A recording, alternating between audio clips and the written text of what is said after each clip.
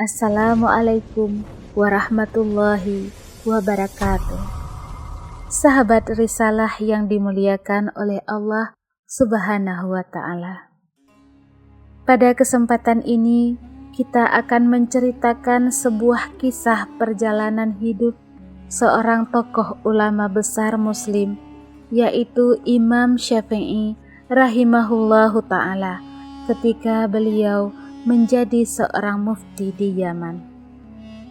Sahabat risalah yang dirahmati Allah, setelah gurunya Imam Malik berpulang ke rahmatullah, Imam Syafi'i rahimahullahu ta'ala pergi ke Yaman.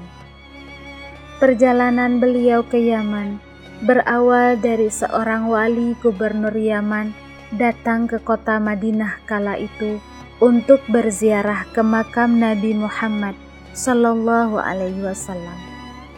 Ia mendengar dari orang-orang Madinah tentang kecakapan dan kepintaran Imam Syafi'i rahimahullahu ta'ala.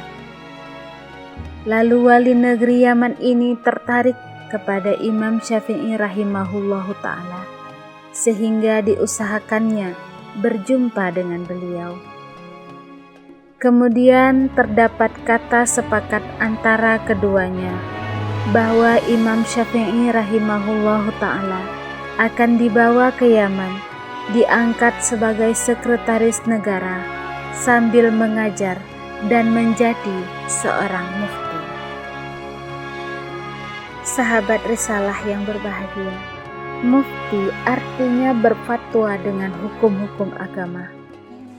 Lalu nama Muhammad bin Idris Asy-Syafi'i menjadi masyhur di negeri Yaman dan sekitarnya. Banyaklah orang memujinya karena kecakapan dan kepintaran beliau. Tetapi sungguh pun beliau sudah alim besar, sudah disegani oleh segala pihak, namun beliau tidak segan-segan untuk belajar. Apabila melihat ada guru agama yang lebih pintar daripadanya dan dikiranya dapat menambah ilmunya. Sahabat risalah, di Yaman beliau belajar kepada Syekh Yahya bin Husain, seorang ulama besar di kota Sana'a ketika itu. Ketika beliau di Yaman, beliau diangkat pula menjadi wali daerah Najran.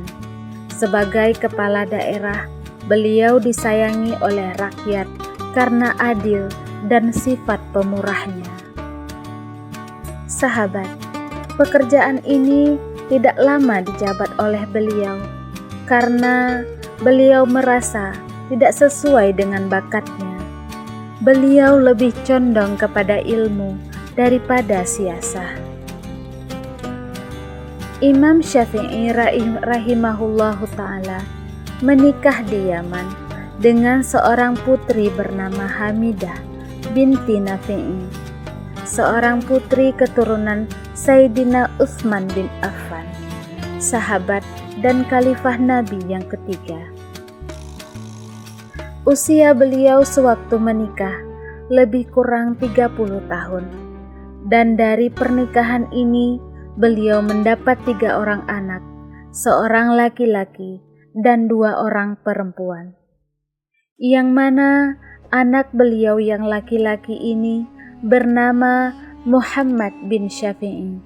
Kemudian yang akan menjadi ulama besar pula dan menjadi qadhi di Jazirah dan wafat pada tahun 240 Hijriah.